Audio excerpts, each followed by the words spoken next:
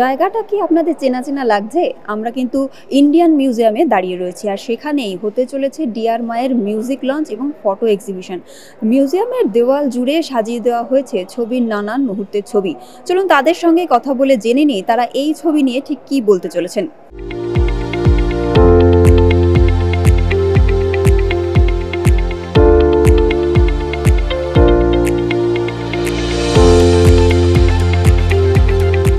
ছবির ভাবনা একটা সত্যি ঘটনা থেকে অনেকগুলো সত্যি ঘটনা জুড়ে জুড়ে তারপর সাক্ষ্য আর অসাধারণ কাজ করেছেন। সাক্ষ্য আর আমি বসে নানা রকম জল্পনা কল্পনা ও বাড়িতে গিয়ে লিখছে আসছে, আর প্লাস আমাদের সবাই মিলে সবার অনুপ্রেরণা এই ছবিতে।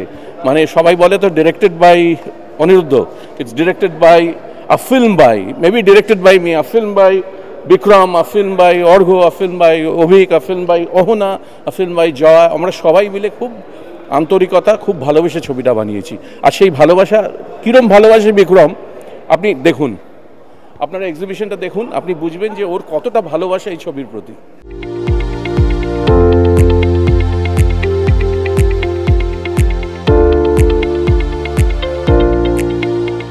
জয়াকে ভেবে গল্পটা লিখেছিলাম, ওর জন্মদিনে গল্পটা গিফট করেছিলাম।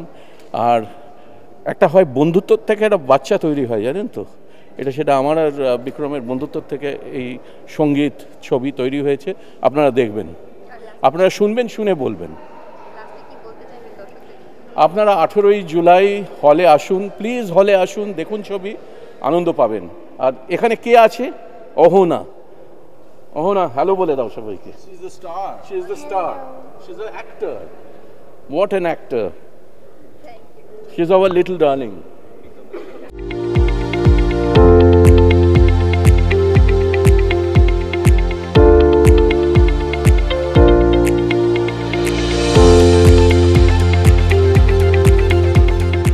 পুরো ছবিটি সঙ্গে তো আমাদের একরকমের একটি অন্যরকম কানেকশন রয়েছে। সাথে আজকের যে এটার মিউজিক পিসেস আমার মনে হয় যে দর্শকদের জন্য তৈরি করা হয়েছে, দর্শকেরাও শুনলে বলবেন যে আমরা কত তারা খুব আনন্দিত হবেন। তার মধ্যে ভিনালটা বেরোলো, এটা তো একটা বিশাল পাওনা। বিশেষ করে আমার ছবি, আমি তো ভীষণ খুশি, আমি দারুণ খুশি। আমি দর্শকদের বলবো, দর্শক আপনারা গানগুলো সব শুনে আপনাদের কেমন লাগলো একটু জানান আমাদেরকে।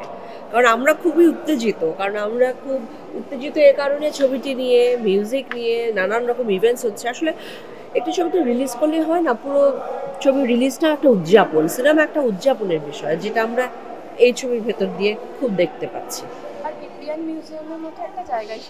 সেটাই, হ্যাঁ, ইন্ডিয়ান মিউজিয়ামের মতো একটি জায়গায় এরকম একটি আয়োজন, প্রদর্শনী, সাথে এরকম লাইভ মিউজিক, ভিনাইল, মানে আমি আসলে মেসমারাইজড এবং আমি এত পেয়ে গেছি, আমি নিজেকেই প্রবোধ দিচ্ছি ওকে খুব অনেক ভালো কাজ করতে হবে। সেটা আমি তো বিস্মিত, আমি একেবারে বিস্মিত। কারণ সকালবেলা হঠাৎ করে আমি অনেকক্ষণ বাদে আমি নিউজটা পাই যে অমিতাভজি আমাদেরকে শুভেচ্ছা জানিয়েছেন এবং আমাদের ট্রেলারটা উনি শেয়ার করেছেন। আমি খুশি, ভীষণ খুশি। আমার মনে হয় আমার যারা দর্শকেরা আছেন তারা ভীষণ খুশি। বাংলাদেশে আমার ফিল্ম ফ্রেটার্নিটি ভীষণ খুশি, আমার বাংলাদেশের দর্শকেরা ভীষণ খুশি। এই ছবিতে অনেক বাড়তি সমস্ত পাওনা আমি পাচ্ছি।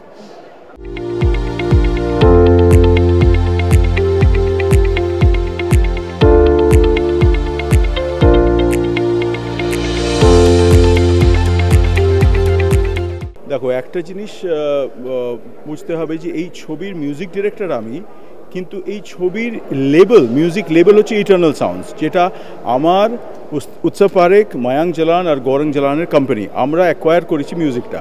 তো এই স্পেসটাকে আমরা মিউজিকের এবং ছবির ঐতিহ্যর জায়গা হিসেবে বেছে নিয়েছি। আমাদের মনে হয়েছিল যে ইন্ডিয়ান মিউজিয়ামে যদি এই অনুষ্ঠানটা হয়, তার একটা গ্র্যাভিটাস আছে, সেটা আজকে হবে। যে কারণে এই পুরো সেকশনটা ইজ লাইক অ্যান এক্সিবিশন, এইখানে এক্সিবিশনই হয় মিউজিয়ামে। এইখানে যত ছবি সংক্রান্ত, সিনেমা সংক্রান্ত, আমাদের মিউজিক সংক্রান্ত, মানে আমাদের শুভম উদ্গাল গান গাইছেন, আমি এটা বম্বেতে রেকর্ডিং হয়েছিল সেই ছবিও আছে, আবার পাপন গান গাইছে সেটাও আছে, আবার টনি আর আমার সব মজার মুহূর্তের ছবিও আছে, আবার অ্যাক্টররা কী করছে, টনি ডিরেক্ট করছে, সবটা আছে। So you will get a full feel of the film from this স্পেসটাকে ওইভাবে ক্রিয়েটিভলি করা হয়েছে। এবারে when you head to the auditorium, it will be a magical experience, আমি এইটুকু বলতে পারি, কারণ যেটা বাংলা কেন হিন্দি ছবিতে হয় কিনা আমার ধারণা নেই সেরকম।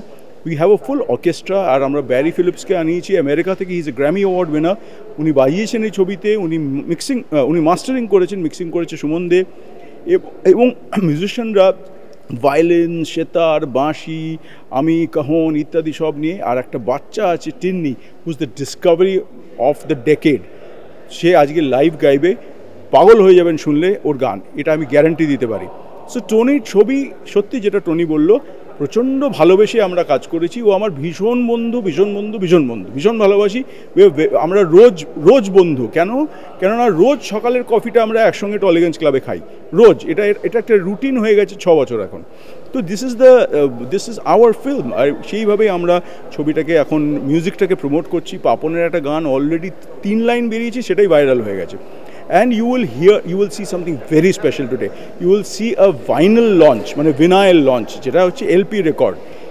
সেই গানটা, পাপনের গানটা এলপি রেকর্ডে বাজানো হবে ইন দ্যাট অ্যানালগ মেশিন, যেটা আজকে থেকে 40 বছর আগে হতো, সেটা আজকে আমরা আবার দেখতে পাবো, গোল হয়ে ঘুরবে সেটা, আর আমরা সেটাকে চালাবো। আর সেই সাউন্ডটা ইউ উইল হিয়ার, যে তার তফাৎ কি আজকে ডিজিটাইজড ওয়ার্ল্ডের সঙ্গে অ্যানালগের তফাৎটা বোঝা যাবে।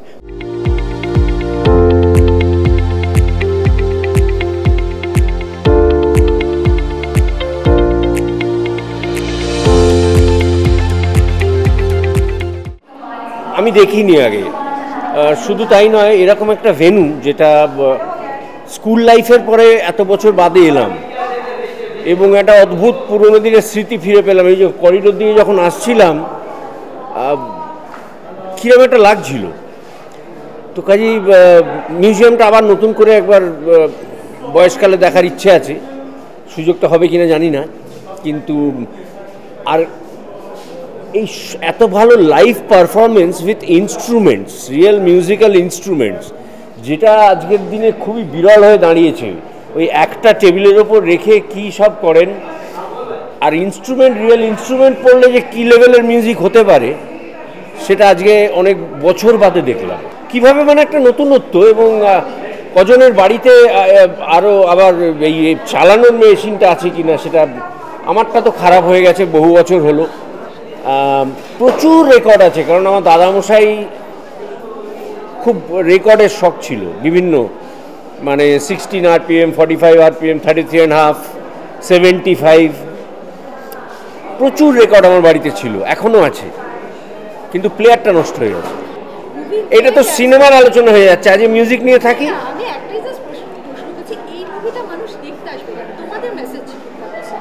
যাদের সিনেমা কেন, মুভি কেন দেখতে আসে মানুষ,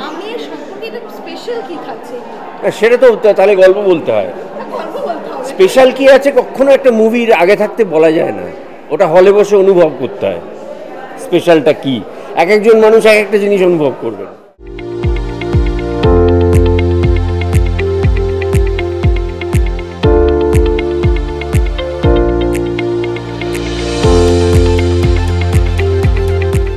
সব মিলিয়ে খুব একটা ইন্টিমেট এক্সপিরিয়েন্স আমি বলতে পারি সেটা, কারণ টনিদার সাথে কাজ করার তো বহু বছরের একটা ইচ্ছা ছিলই, প্লাস সেটা যখন বিক্রমদার সাথে হলো, মানে ওটা একটা মানে হোম কামিং ফিলিং আর কি। মানে আমি জানি যে আমার ভালো কাজটা হবেই, মানে পেয়ে যাবো আর কি, গাইতে পারবো, বিকজ দাদা আছেন।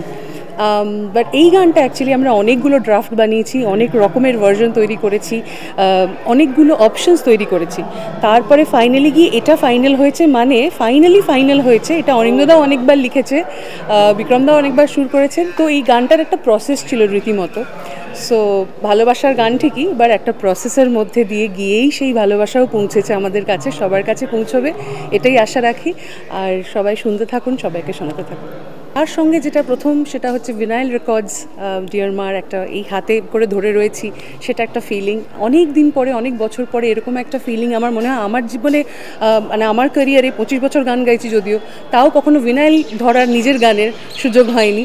তো that's a very very special moment. আর তো যেমনটা বললাম, অনেকগুলো প্রথম একসাথে, টনিদার সাথে প্রথম কাজ। সো ডিয়ার মা ইজ ভেরি ডিয়ার।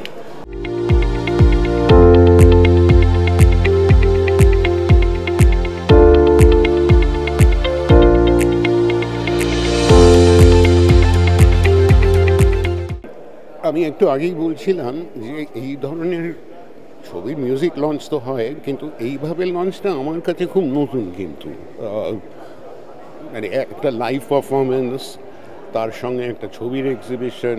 অ্যাকচুয়ালি ওই জায়গাটাতে যেখানে পারফরমেন্সটা হচ্ছে, সেখানে আমি যখন ছিলাম তখন এদিকে আমি দেখতে পাচ্ছি যে একটা অডিটোরিয়াম, একটা হলে ছবিটা।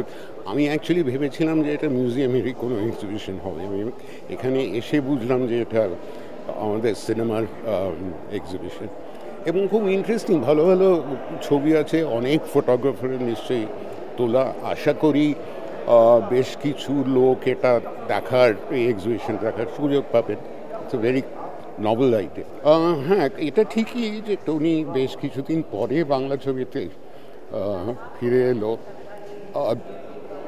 আমি টনির সঙ্গে আগেও কাজ করেছি, পিঙ্কে কাজ করেছি, তারপর টনি প্রযোজনা করেছিল একটি তারার খুঁজে বলে একটা ছবি, যেটা নাকি অভিক মুখোপাধ্যায় পরিচালনা করেছিল। কাজে টনির ছবির কাজের সঙ্গে আমি মোটামুটিভাবে পরিচিত।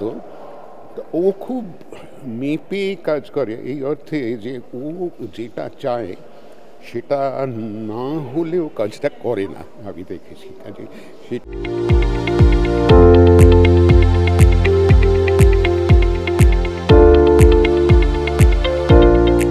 করে না, মানে সাম্প্রতিক অতীতে কখনো ইন্ডিয়ান মিউজিয়ামের এই হলটাতে কোনো মিউজিক লঞ্চ হয়েছে কোনো ফিল্মের, ফলে সেদিক থেকে এটা একটা খুব অন্য রকমের আজকের সন্ধেটা, খুব নতুন।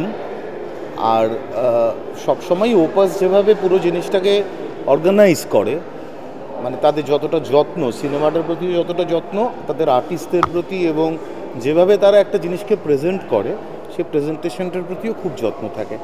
তো ফলে এই যে মিউজিক লঞ্চ, এই যেরকমভাবে এক্সিবিশনটা হচ্ছে, পিছনে আমাদের সবার এখানে ছবি রয়েছে, ব্যারি এসছে ক্যালিফোর্নিয়া থেকে শুধু এই কনসার্টটার জন্য। তো চেলো প্লেয়ার বহুদিনের, তো বিক্রম ঘোষ ওকে মিউজিক ডিরেক্টর নিয়ে এসছেন, বন্ধু। আরও যারা যারা কাজ করেছে সকলের ছবি রয়েছে, starting from Papon to Shubha Mudgal. তো এই কনসেপ্টটাও খুব ইউনিক, খুব ইউনিক। ফলে I am really looking forward to dear মা।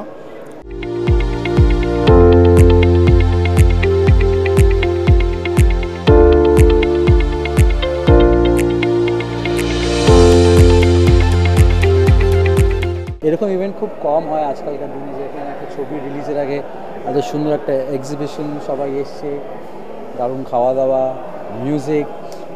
এটার কারণ হচ্ছে টনিদা হচ্ছে খুব রসিক লোক, ঠিক আছে, সিনেমা বানাতে ভালোবাসে, খেতে ভালোবাসে, গান শুনতে ভালোবাসে। তো when a director is like that, this is what you get. Great evening with music, cinema, food, photography, and everything is in one of it. So yeah. টনির দিক থেকে বলছিলেন যে পুরো চিন্তা ভাবনাটাই এটা বিক্রম স্যারের, বিক্রম তার আইডিয়া থেকে বেরিয়েছিল যখন এক্সিবিশন করে ফিজিক্যালি ইভেন্ট হবে, সেটা কি বলে? না, খুবই ক্রিয়েটিভ। কারণ কলকাতায় মানে খুব কম হয় আজকালকার সিনেমা জগতে, প্রমোশনের সময় হয়, মানে লোকেরা যায়, মলে যায়, রেস্টুরেন্টে যায়, হোটেলে যায়, কিন্তু একটা মিউজিয়ামে এসে গান শোনানো, ওখানে the best of the food, best of the music. এখন একটা লাইভ মিউজিক হবে, কত সুন্দর একটা, ইটস এ গ্রেট ইভিনিং। বাইরে বৃষ্টি হচ্ছে, বিউটিফুল।